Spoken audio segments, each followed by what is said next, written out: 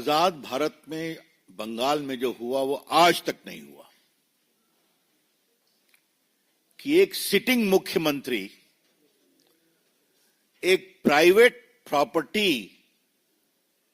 में घुसकर जहां मनी लॉन्ड्रिंग की कार्रवाई चल रही है ईडी के द्वारा, वहां चली जाए, ईडी के लोगों को धमकाए और पेपर स्नैच कर वॉकआउट कर जाए। आज देश के प्रमुख अखबारों में फोटो छपी है, वो वॉकआउट कर रही हैं पेपर लेकर। ये मामला क्या है कि कोल स्कैम को लेकर, कोल की स्मगलिंग और हवाला ट्रांजैक्शन को लेकर ईडी कार्रवाई कर रही है। उसमें कई जगह रेड वगैरह हुई और जो मिस्टर जैन हैं उसके कंसल्टेंसी फर्म के बारे में यह शिकायत आई कि करोड़ों रुपए का ट्रांजैक्शन यहां से हुआ है। यह बात हम नहीं कह रहे हैं, ईडी ने अपने ऑफिशियल स्टेटमेंट में कहा है जो उनके वेबसाइट पर है, उसकी कॉपी हमारे पास है, उन्होंने पूरा लिंकेज बताया है। ऐसे में वो काम करने गए थे और आपको मालूम है बंगाल कोल स्मगलिंग का एक बहुत बड़ा हॉट स्पॉट बना है। रूलिंग पार्टी के बहुत लोग का इन्वॉल्वमेंट है, उसकी चर्चा कई बार हुई है, हम लोगों ने भी किया है। यहां पर स्पेसिफिक केस था और मैं फिर रिपीट करूंगा, ये रेड न ममता जी के घर पर थी, न उनके ऑफिस में थी, न टीएमसी के दफ्तर में थी, न टीएमसी के किसी नेता, विधायक, एमपी या ऑफिस बेरर के घर पे थी। ये रेड थी एक प्राइवेट कंसल्टेंसी फर्म जिसके यहां करोड़ों रुपए के मनी लॉन्ड्रिंग की शिकायत आई थी कोल स्कैम में, उसको फैसिलिटेट करने के। और ये मैं फिर कह रहा हूं, ये मैं नहीं कह रहा हूं, ये बाकायदे उनके स्टेटमेंट में है जो उनके वेबसाइट पर है। आपको वो कॉपी हम दे देंगे प्रेस के बाद। ऐसे में ममता जाती है, वो सिटिंग चीफ मिनिस्टर है और समाचार पत्रों में यह भी लिखा हुआ है जैन का घर कहां है, गाड़ी छोड़ती हैं और फ्लैट में घुसती हैं, उनके पुलिस कमिश्नर जाते हैं, पुलिस अफसर जाते हैं और वहां ईडी के लोगों को हड़काते हैं और ये बहस करती हैं और कागज छीन करके लेके चली आती हैं। उनका आचरण नहीं अमर्यादित, असंवैधानिक, शर्मनाक है, लेकिन लोकतांत्रिक मर्यादाओं का उन्होंने तार तार कर दिया है। The entire action of the chief minister is not only unethical, irresponsible, unconstitutional, but she has put the entire democratic process and governance to shame.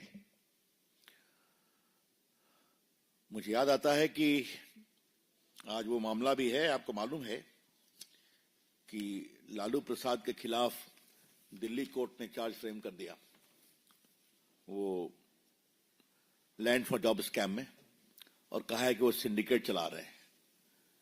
जब चारा घोटाले की लड़ाई हम लोग बिहार में लड़ रहे थे, स्वर्गीय सुशील मोदी और हम, बड़ी लड़ाई थी, रेड हुई थी, लालू जी गिरफ्तार हुए थे, लेकिन एक बात मैं कहूंगा, कभी लालू जी या राबड़ी जी ने सीबीआई के दफ्तर में रेड करने की नहीं सोची थी।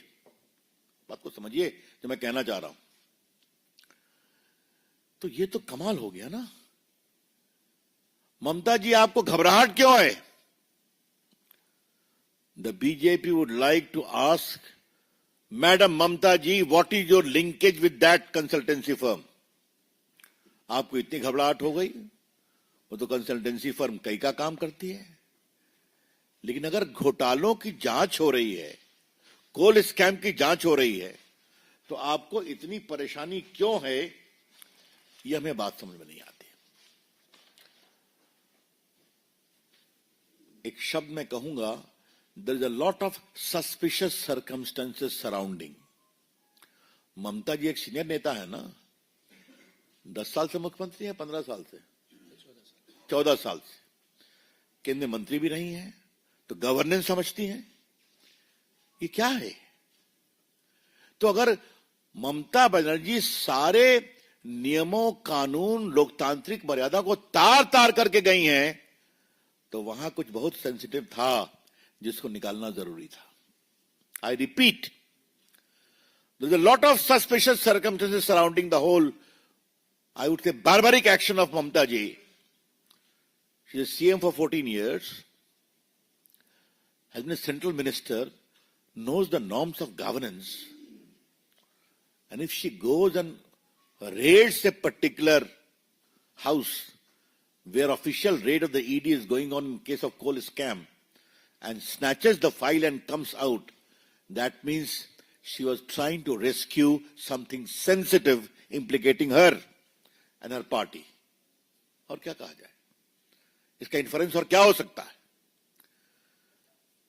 और ममता जी ने कोई पहली बार तो किया नहीं है। याद करिए, जब शारदा स्कैम में राजीव कुमार जो डीजीपी थे, उनको बात हुई थी, उनको सीबीआई ने इंट्रोगेट करने की बात की थी, तो वहां जाके धरने पर बैठ गई थी। संदेश खाली में उस मेन एक्यूज को बचाने के लिए क्या क्या नहीं किया। मुझे तो पार्टी ने कई बार बंगाल में एट्रॉसिटी की जांच करने के लिए भेजा है, चाहे वो लोकल बॉडी का इलेक्शन हो या ग्राम पंचायत में जो अत्याचार हुआ। मैं संदेश खाली भी गया था, तो संदेश खाली में कहा गया कि आप मत जाइए। मैंने कहा क्यों नहीं जाएंगे, देखा जाएगा। तो बाद में मेरी जो अपनी सिक्योरिटी थी, सीआरपीएफ, वो थी, और फिर महिलाएं आई। बाकी लोगों को कोर्ट से परमिशन लेना पड़ता है, हमारे साथ कई एमपीज गए थे। ये क्या हो रहा है? आज तक उसको बेल नहीं ना हुआ। कौन शेख था वो, याद करो। हाँ, स्टिल इन जेल। तो उसको बचाने की कोशिश, पुलिस अफसर को बचाने की कोशिश, और आज रेड करना। ये जो ममता जी का पूरा इतिहास है, ये बहुत ही दुर्भाग्यपूर्ण है। हाँ, मैं तो आपको बताना ही भूल गया, ये जो medical college, car medical college में घटना हुई थी महिला के बलात्कार की, उस पर भी चली गई थी अपोज करने के लिए, पुलिस इन्वेस्टिगेशन को फ्रस्ट्रेट करने के लिए। तो क्या मतलब है? ममता जी ने कॉन्ट्रैक्ट लिया हुआ है क्या कि बंगाल में कोई भी फेयर पुलिस इन्वेस्टिगेशन नहीं होने देंगी? बंगाल के करप्शन में कोई भी सीबीआई या ईडी का इन्वेस्टिगेशन नहीं होने देंगी? क्योंकि हर जगह उनके सिस्टम के पांव हैं। और मैं क्या कहूंगा, everywhere there is a footprint of Mamata ji's ecosystem implicating all of them. Therefore, there is a scare. हम इसकी बहुत भर्त्सना करते हैं।